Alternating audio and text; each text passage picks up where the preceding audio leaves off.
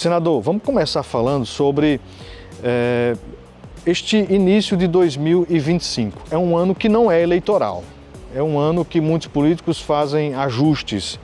Como é que segue a política de Rogério Marinho para 2025?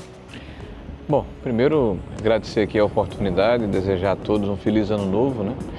Com menos sustos, com mais previsibilidade e com muita saúde, né? É o que nos resta aqui, porque quem tem saúde pode ter a resiliência e o foco de tentar fazer o melhor para você e para a sua família. Então, bom ano novo para todos. Olha, 2025 é um ano de preparação, é um ano de conversa, é um ano de articulação e, ao mesmo tempo, é um ano de prestação de contas, né?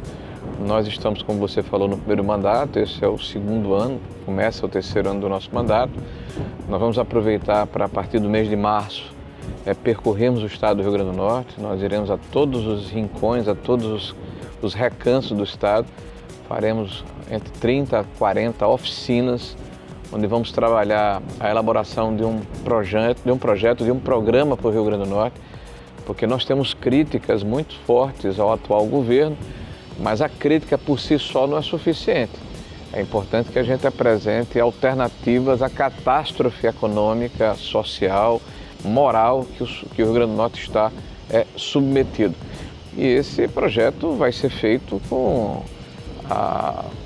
a consulta, né, aos nossos correligionários, à população, à sociedade civil organizada, ao longo desses meses de março até o mês de agosto.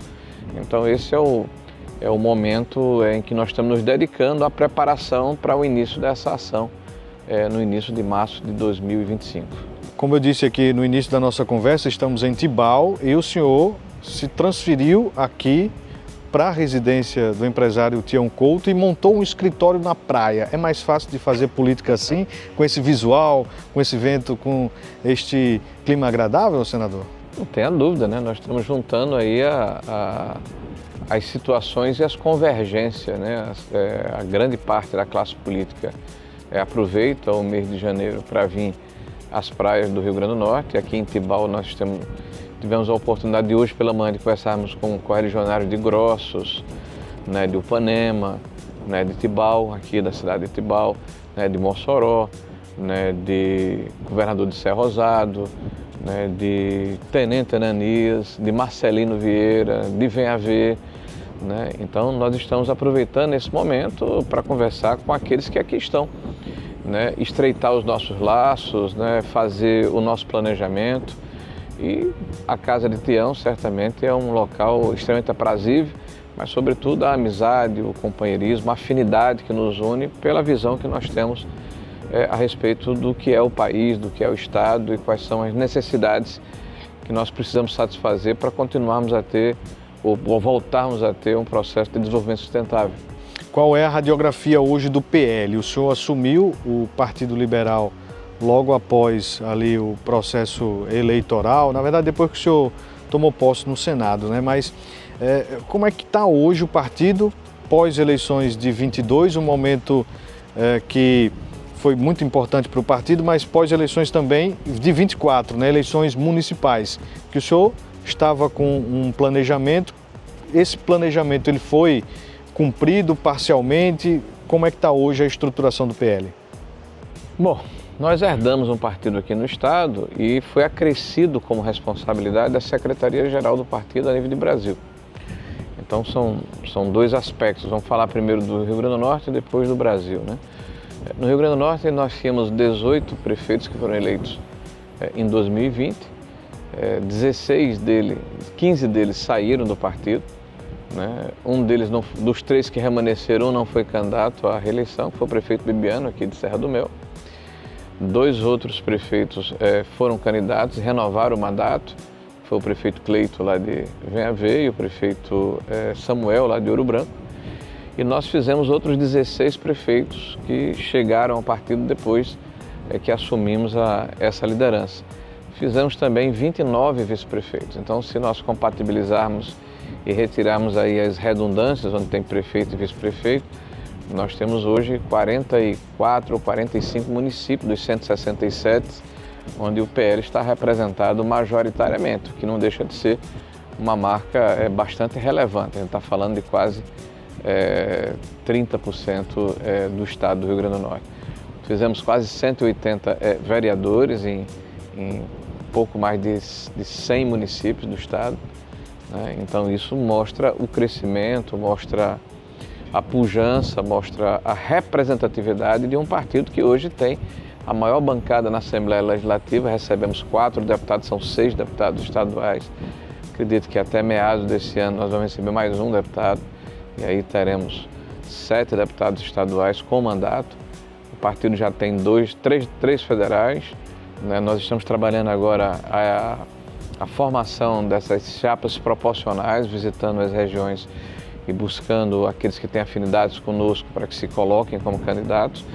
Enfim, eu acho que o partido teve uma extraordinária performance no estado, até diante das circunstâncias e diante do quadro da política regional, que é muito, eu diria, pulverizado. O governo é ocupado pelo nosso adversário, ou nosso adversário, que é a governadora Fátima do Partido dos Trabalhadores, que só fez 7 prefeitos. Então, se fizermos uma comparação, fizemos 3 vezes mais quase do que a governadora em termos de performance. No Brasil, o PL era, em 2020, antes da chegada do presidente Bolsonaro, o 13º partido em voto de legenda para vereador. Agora, em 24, é o primeiro colocado. Em 2020, o partido era o 11º colocado no Brasil em votos para prefeito. Agora ele é o primeiro colocado, foi quem fez maior número de votos. O partido não tinha um vereador sequer entre os primeiros colocados nas 26 capitais do país. Fez em 10 capitais o primeiro colocado, fez os 5 mais votados. Só tinha uma cidade entre as 100 maiores do Brasil, o PL, agora tem 16 cidades e mais 19 como vice-prefeito.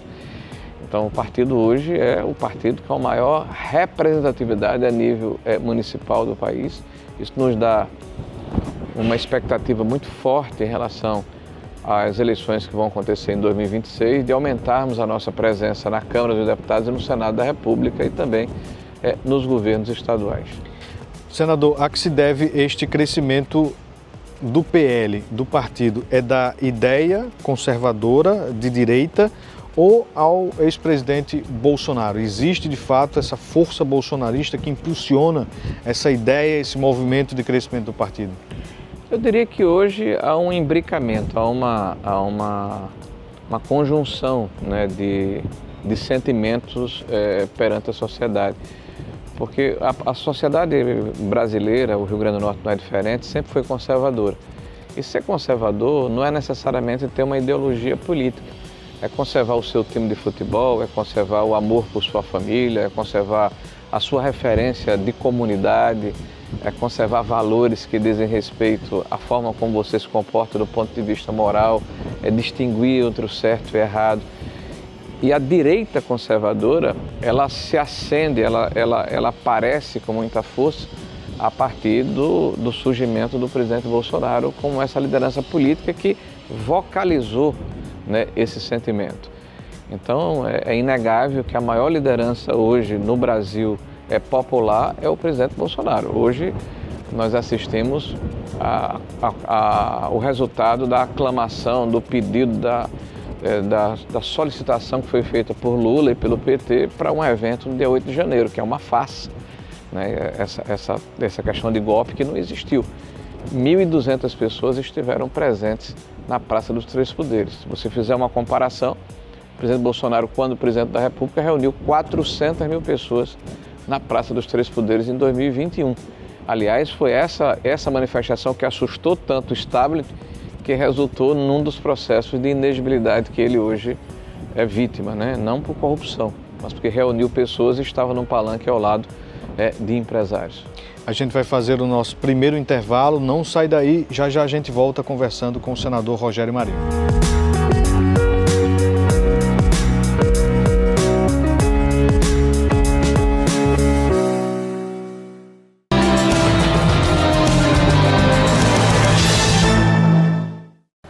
Senador, entrando para a pauta econômica, o senhor recentemente deu uma declaração sobre o novo salário mínimo, sobre a economia do país.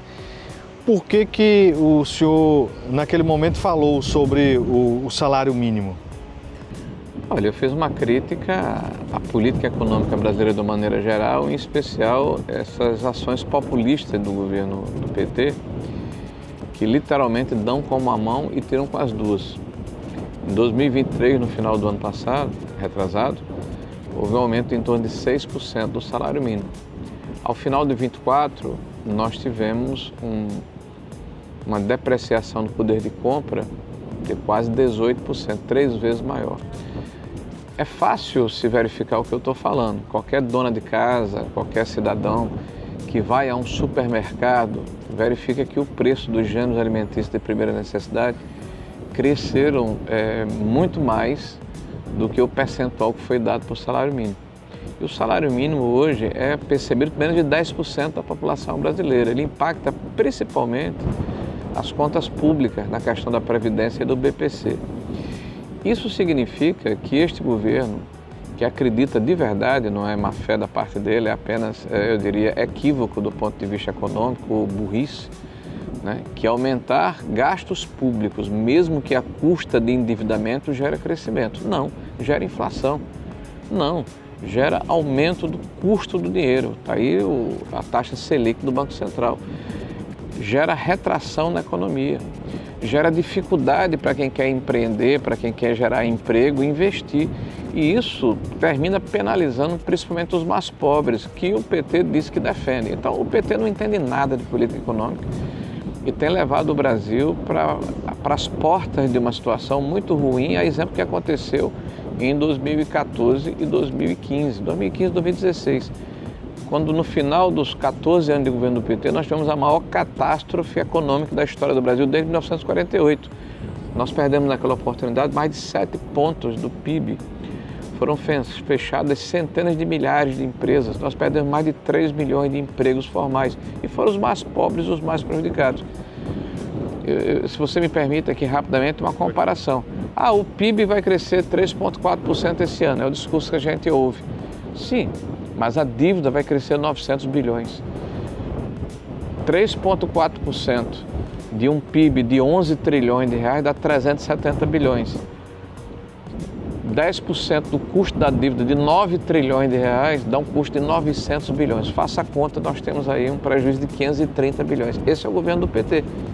É um governo desastrado, que não entende de economia, que quer recuperar uma conexão com a sociedade que ele perdeu e em busca da popularidade se torna cada vez mais irresponsável. É um partido que não tem projeto de país, tem projeto de poder. E para se perpetuar no poder vale tudo, inclusive quebrar o país. Senador, quando o senhor fala desta conexão, a direita, o bolsonarismo, criou uma conexão muito forte com a população, do mais pobre ao classe média ao mais rico. E a que se deve essa conexão que se estabeleceu, inclusive desse ponto de vista econômico? Eu não tenho bola de cristal, nem posso ser assim tão... Não tenho fórmula para isso, mas me parece que tem 2 fundamentos importantes. Primeiro, a questão de valores, né? Você defender a família, a vida desde a concepção, a propriedade, o direito à legítima defesa, né? Defender que não há necessidade de se descriminalizar drogas, que é necessário se combater essa política que o governo federal faz de desencarceramento, ou seja, liberação de presos, de glamorização do crime. Então, como nós somos o oposto do que o PT defende, isso gera uma relação e uma conexão com a sociedade mais conservadora. Em relação à economia, isso é muito mais claro. Quem quer um Estado que se intromete na vida do cidadão, que tutela o cidadão, que cria dificuldades, que cria burocracia, que taxa excessivamente, que o tempo todo está querendo resolver o problema do governo e das contas públicas com aumento de impostos, ao invés de melhorar a eficiência, de fazer uma reforma administrativa, de permitir que as pessoas possam empreender livremente. Eu acho que o exemplo mais fácil de se colocar em relação a essa questão econômica são os motoristas de aplicativos. A própria evolução tecnológica do mundo proporcionou uma forma nova de empregabilidade, que foi o cidadão que, utilizando aplicativos, ele dirige um Uber ou faz uma entrega de um fast food através do iFood, né? Então, essas pessoas, elas não querem carteira assinada, que é o modelo da década de 40. elas querem ser livres para buscar a sua atividade econômica, o sustento da sua família e o patrão que lhe convier com o regime de trabalho que for mais adequado, inclusive em termos de tempo, de disponibilidade. E este governo teima em colocar as pessoas dentro de uma camisa de força que é a CLT. A CLT de inspiração fascista, né, que é o nome que a esquerda tem tanto medo, porque foi a inspiração de Benito Mussolini na Carta de Lavori, lá na Itália, que proporcionou a nossa CLT, era de uma realidade completamente diferente. É evidente que a gente tem que respeitar o direito de quem trabalha, mas o mundo evoluiu e o PT ficou parado no tempo, está na década de 80, antes da queda do Muro de Berlim. Quando a gente vê o trabalho do senhor lá no Senado, de contestação de muitas destas ideias do governo federal, agora a gente viu recentemente a questão do orçamento e sempre com as ponderações, já se sabia em 22, depois do resultado das eleições, quando o presidente Lula foi eleito, de que não seria fácil a governabilidade por causa também desta ascensão que teve o próprio PL na eleição de deputados e senadores. Mas lá no Congresso Nacional, as observações, os apontamentos citados por este grupamento oposicionista é escutado, é ouvido? Vocês conseguem emplacar estas ideias e fazer esse contraponto? Olha, nós tivemos três episódios que eu acho que são muito importantes para se fazer assim uma demonstração da maneira como está se comportando, né, o governo atual. O governo tem o que eu chamo de pecado original, porque no período da transição entre o governo do presidente Bolsonaro e o governo do presidente Lula, houve uma PEC chamada PEC da transição que acresceu quase 170 bilhões de reais ao orçamento sem que houvesse expectativa de receitas. Então isso gerou um buraco, gerou um déficit que está se repetindo ano a ano. A dívida pública, a relação da dívida com o PIB já chega a 8 ou 9% percentuais além do que foi entregue em 1º de janeiro de 23. Porque o governo acredita de verdade que aumento de gasto público, vou repetir, mesmo que a custa de endividamento gera crescimento econômico. Não gera, isso é o voo da galinha. Como a gente conhece aqui, é o voo da Nambu. É um voo rasteiro que não tem capacidade de se manter. Quando o governo foi instado a tomar medidas em que levasse em consideração a responsabilidade de cortes ou de contenção de despesas, ao invés de apresentar uma reforma administrativa que impedisse essa farra de super salários que principalmente impacta o judiciário brasileiro, todos os anos nós somos inundados de informações de que um Tribunal de Contas, que um Tribunal de Justiça, que o Ministério Público no final do ano dividiu entre os seus pares R$1 milhão para cada um, R$500 mil para cada um, quando o teto salarial está em 43 ou 44 mil reais. Né? Você vê aí tribunais voltando a pagar quinquênios e anuênios. Que isso foi extinto por uma PEC, se eu não estou enganado, em 2006 ou 2009. Né? Você vê uma série de dribles que são dados na peça orçamentária que permite que aproximadamente 12 a 15 bilhões de reais sejam pagos extraordinariamente acima do teto salarial num país de miseráveis que é o nosso país. Então, quando nós defendemos medidas mais assertivas, por exemplo, por ocasião desse pacote fiscal, que é inócuo, que é inodoro, que não vai causar nenhum efeito e o mercado reagiu a isso, nós dissemos, ora, como é que vocês vão dar um aumento de 17 bilhões de reais ao funcionalismo público neste momento, de 23% a 25%? Claro que todo mundo gostaria de aumentar o salário das pessoas que trabalham, remunerar bem, mas se você faz isso sem ter o dinheiro, isso desequilibra as contas públicas. Como é que você manda uma lei orçamentária para o parlamento e você não contempla na lei os 8 bilhões de fundos de transição que estão contidos na reforma tributária? Como é que você faz um pacote fiscal e ao invés de você conter gasto, você cria, por exemplo, espaço para gastar mais de 5 bilhões de reais com a mudança de regras do Fundeb?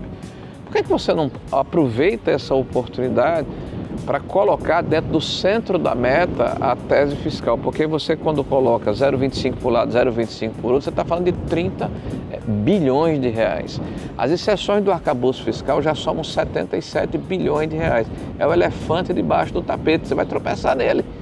Então só faz de conta que está havendo alguma disciplina fiscal, e isso já é percebido pelo mercado. Então o nosso papel, na verdade, não é de formulador, é de preservar o que foi construído laboriosamente nos últimos 6 anos. Quem pauta, quem propõe é o governo. Então nós tentamos contribuir, aperfeiçoando os projetos de lei, fazendo a nossa argumentação no sentido de que haja realmente, de fato, uma ação real, efetiva do governo, no sentido de que haja contenção dos gastos públicos, que haja uma sinalização de que vai se conter os subsídios. Só esse governo do PT já cresceu quase 200 bilhões de reais de novos subsídios, ou seja, renúncia fiscal do governo em 2 anos. Então, o discurso que é feito é diferente da prática.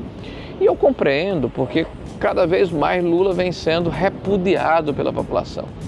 E ao invés dele se voltar para um processo de disciplina fiscal que restabeleça a normalidade no país, do ponto de vista econômico, ele tem se voltado cada vez mais para teses populistas e insustentáveis. Basta ver o PAC. É o terceiro PAC. O primeiro e o segundo deixou aí um cemitério de dezenas de milhares de obras inacabadas, desperdício de recurso público, malversação, dilapidação do patrimônio público, um escândalo de corrupção sem tamanho. E o governo vai e apresenta um novo PAC dizendo que vai gastar 1 trilhão e 800 bilhões. É uma história de ninar, uma cortina de fumaça, a exemplo do que está acontecendo nessa questão do golpe. Quer dizer, o país literalmente se liquefazendo e o Lula querendo enganar a população com a tese de um golpe que nunca aconteceu.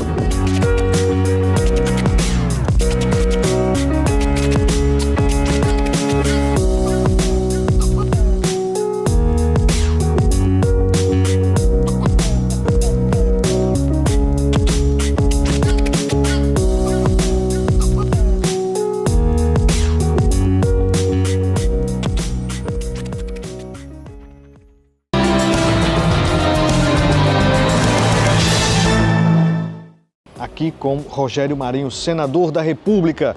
Como é que o senhor analisa o interesse da política pelas pessoas? O senhor conversa com muitas lideranças políticas, com apoiadores, com eleitores, enfim, mas existe um certo desinteresse na política hoje do país. Como é que o senhor analisa isso? Olha, é perfeitamente compreensível, né? A população, da maneira geral, tem 2 preocupações básicas. Saúde, que é uma questão de curto prazo, imediata, isso para você, para a sua família, e alimentação, tá com o bucho cheio. Isso é, assim, o que há de mais importante para o cidadão, principalmente aqueles que têm dificuldade de acesso a uma instrução com mais qualidade. Quando se fala de liberdade, quando você fala de ciência e tecnologia, quando você fala de educação, isso está mais distante no imaginário das pessoas. Você perguntar a um cidadão médio no Brasil qual é o ideal para ele de uma escola, é que a escola cuide dos seus filhos, que alimente seus filhos, que proteja seus filhos. A qualidade do ensino não está, como é que eu posso dizer, dentro de uma escala hierárquica como uma preocupação central. E veja, o Brasil hoje tem uma catástrofe do ponto de vista educacional. Se você fizer qualquer teste de proficiência e comparar com outros países do mundo, isso salta aos olhos. O Brasil está sempre nos últimos lugares, graças ao Dr. Paulo Freire, né? Eu tenho dito que enquanto a educação continuar do jeito que está, o patrono da educação tem que ser Paulo Freire, porque é um desastre. Quando a gente conseguir mudar isso, eu fui alfabetizado no método silábico. Eu sei que o que eu vou dizer agora, os professores vão ficar se contorcendo, né? Eu fui alfabetizado numa cartilha, vovô viu a uva. Então, você juntava as sílabas e fazia uma palavra. Hoje, no mundo onde funciona a alfabetização, é o método fônico, o fonema, né? A palavra, a sílaba transformada em palavra. No Brasil, nós temos um tal de construtivismo, globalismo, e está aí o resultado, né? Analfabetismo funcional, dificuldade cognitiva, né?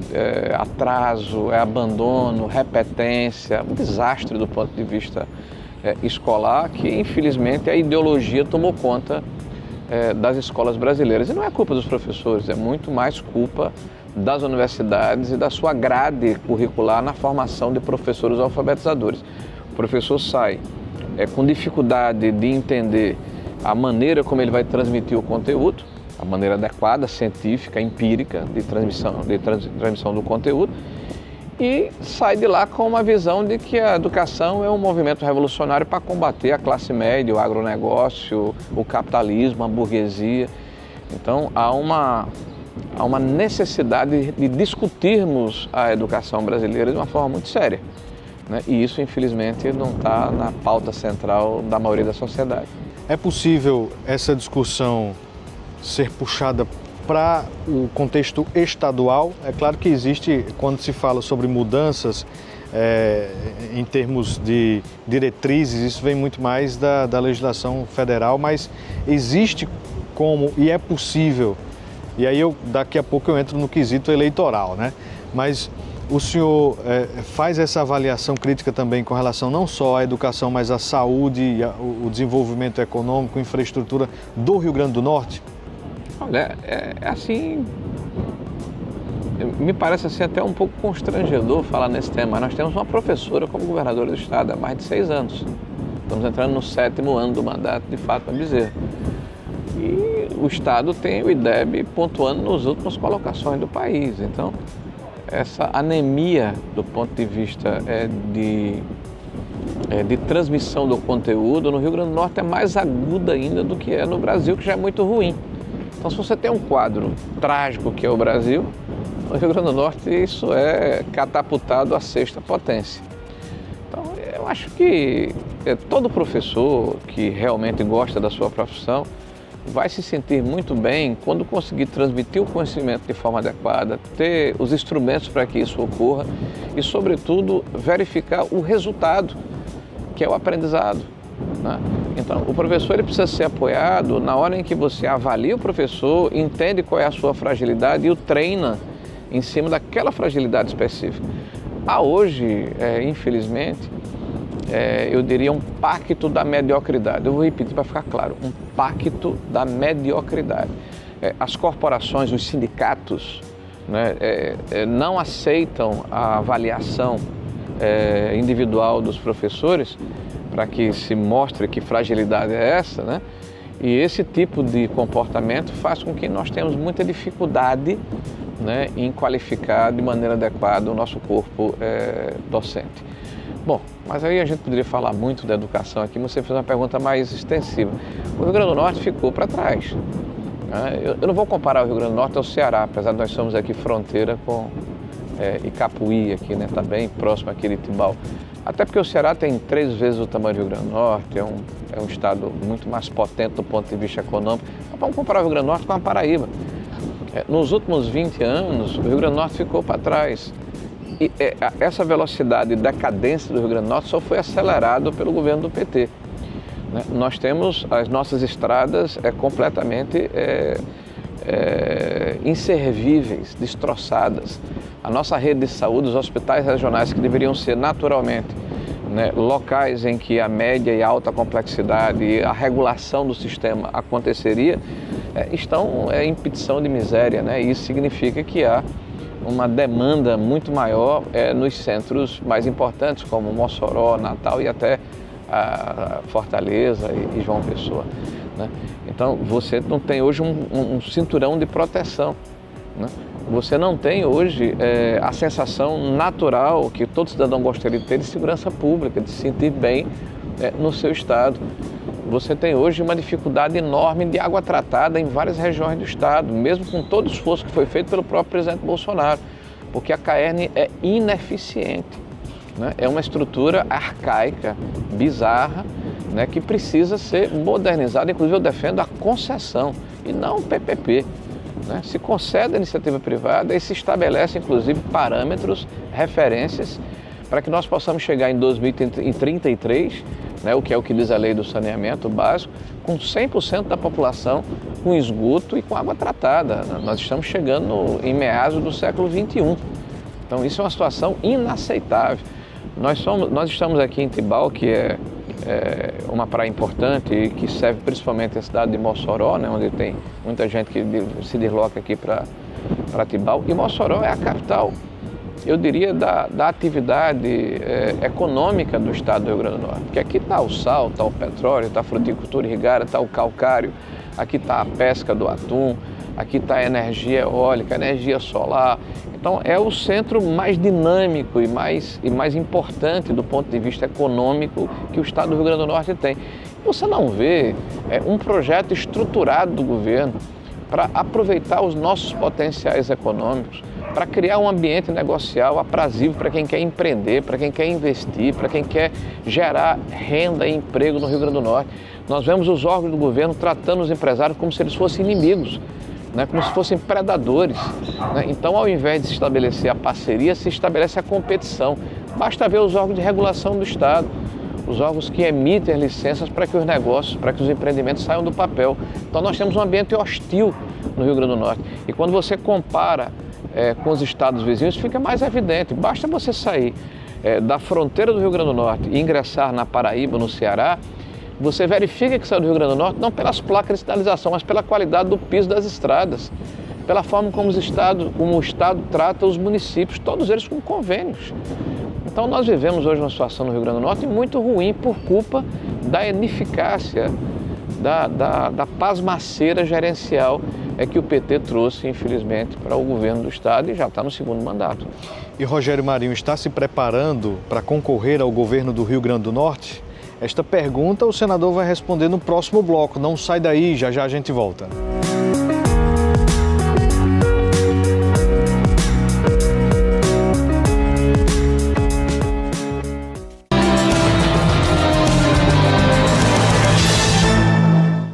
Nossa entrevista hoje aqui com o Rogério Marinho, senador da República. Senador, o senhor está com 61 anos, está com a experiência adquirida aí de deputado federal, agora senador, no Congresso Nacional em Brasília. O senhor tem ali muita importância, poderia até dizer, o senhor tem muita moral lá no Congresso. E o senhor realmente vai embarcar na missão de se preparar mais ainda para concorrer ao governo do Rio Grande do Norte? Veja, primeiro sim, nós vamos começar a fazer um trabalho esse ano, né? Como eu falei no início da nossa conversa aqui, a partir do mês de março vamos percorrer o estado, vamos fazer oficinas, vamos consultar a população, apresentar um projeto e o nosso nome vai ficar à disposição no final do ano. Ninguém pode ser candidato de si mesmo, né? Nós vamos consultar outros atores políticos. Nós temos hoje uma afinidade muito forte com Paulinho Freire, que se elegeu prefeito de Natal, que é um amigo que eu tenho há quase 50 anos. Né? Comecei lá nos bancos escolares, fazendo política estudantil junto com ele. O senador Stiveson, que é alguém com quem eu me aproximei muito nos últimos 2 anos. Esse período que nós passamos junto dentro do Senado da República. Né? Tenho conversado muito com o ex-prefeito de Natal, Álvaro Dias, né? Com o deputado Robson Faria. Nós temos hoje um partido com 6 deputados estaduais, como eu falei anteriormente, com um grande número de prefeitos. Estão chegando outros prefeitos para o partido agora entre março e abril. Acho que a gente vai chegar entre 33 a 35 prefeitos, que é um número bastante razoável, com quase 30 vice-prefeitos. Então nós temos hoje um partido com muita representatividade e é evidente que nas eleições de 2026 nós não podemos ficar apenas criticando o atual governo. Nós precisamos também apresentar uma alternativa diferente para o Estado, porque o Estado precisa ser reconstruído. Né? Precisa voltar a ter autoestima, precisa voltar a acreditar que o Rio Grande do Norte pode ser um lugar melhor para se morar, para se empreender, para se edificar, para se visitar, né? Para ter mais segurança, para ter mais qualidade de vida. E isso certamente é uma missão extremamente nobre. E qualquer político, né, que tem uma atividade longeva, como é o nosso caso, se sentiria extremamente honrado com a oportunidade de governar o seu estado. Né? É uma honra extraordinária e também uma responsabilidade muito grande. Você falou da minha idade, né? 61 anos, eu sei que não aparento ter 35 a 36 anos. Um menino. Né? Mas eu acho que eu tenho aí uma trajetória na vida pública que me credencia com a experiência, com o que eu já passei, né, de buscar essa resolução, uma equação tão pesada que é tirar o Rio Grande do Norte da situação em que ele se encontra. Né? Eu fui secretário de município, secretário de planejamento da Prefeitura de Natal, fui secretário de administração, né, fui vereador em Natal, fui presidente de Câmara, comecei como vereador. Né?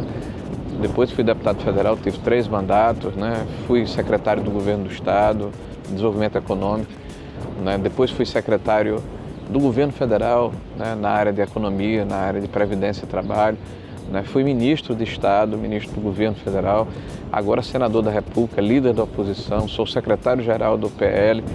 Então isso tudo me deu conhecimento, experiência, eu diria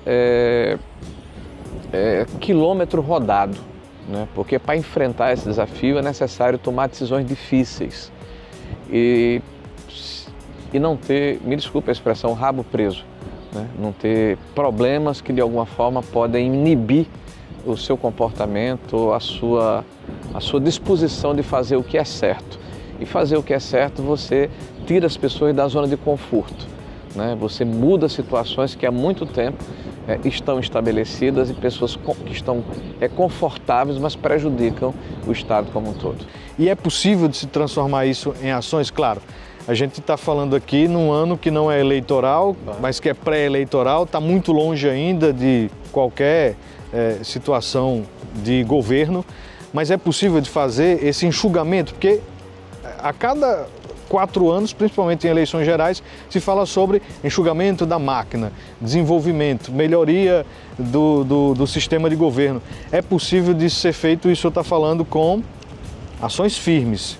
O senhor acha que essa firmeza adquirida também com a experiência do senhor, isso vai ser um ponto trabalhado neste momento?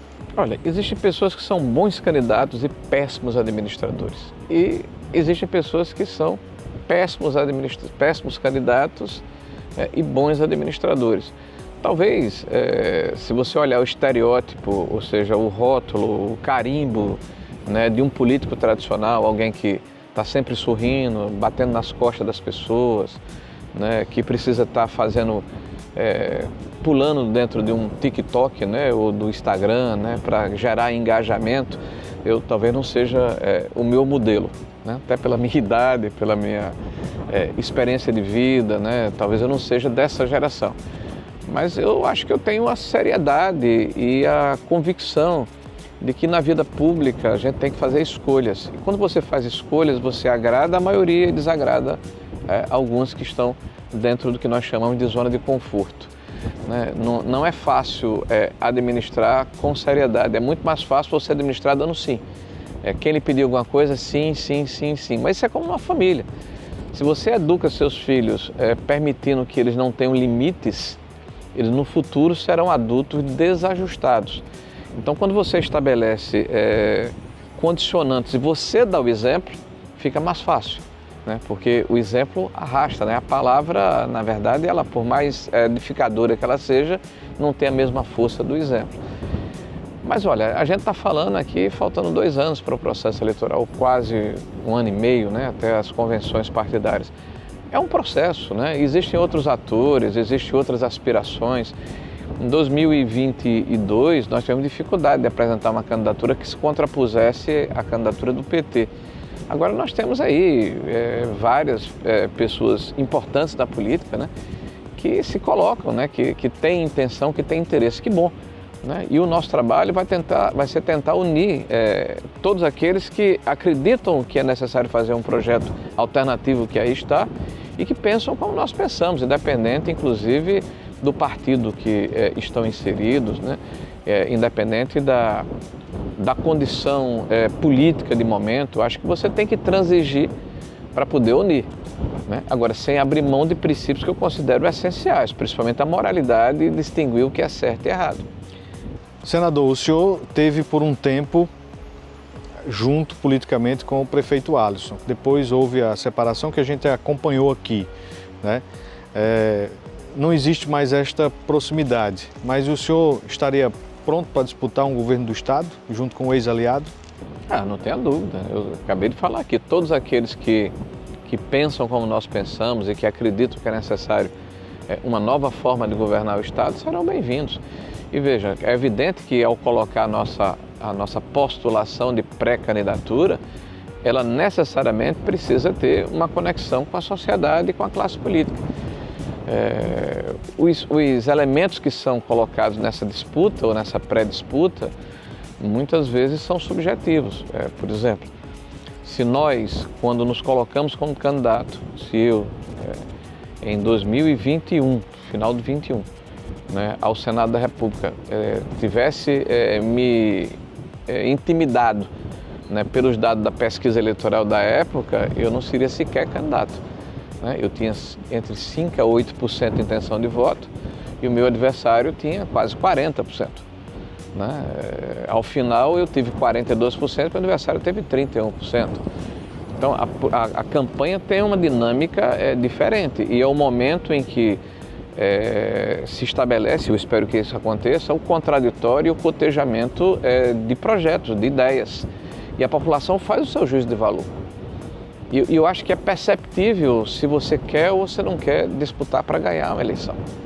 E se nós entrarmos na disputa, nós vamos entrar para ganhar a eleição e com um sentimento de que estamos à frente de uma missão. Porque se você me perguntar o que é mais conveniente para você, eu ainda tenho mais 4 anos de mandato, 6.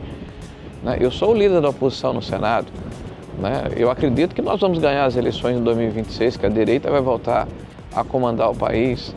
Então, pela posição que eu ocupo, naturalmente, eu estaria cacifado para disputar, por exemplo, o Congresso Nacional, a presidência do Congresso, para disputar ou ocupar um posto importante dentro do ministério, do governo que vai se formar. Mas a gente não faz só o que é conveniente, a gente faz o que a missão nos proporciona, né? Esse sentimento de dever. Eu não sou senador da República porque caí de um pé de jabuticaba. Eu sou senador da República porque eu tive a confiança da maioria da população do meu estado. E eu estou vendo a maneira como o estado está se comportando. Né? Essa anemia gerencial, essa falta de perspectiva, essa desesperança. Então eu me sinto preparado e pronto e querendo, né? Como diz aí a expressão popular, para me colocar à disposição do estado do Rio Grande do Norte e buscar organizar um grupo político que apresente uma proposta que possa retirar o estado da situação em que ele se encontra.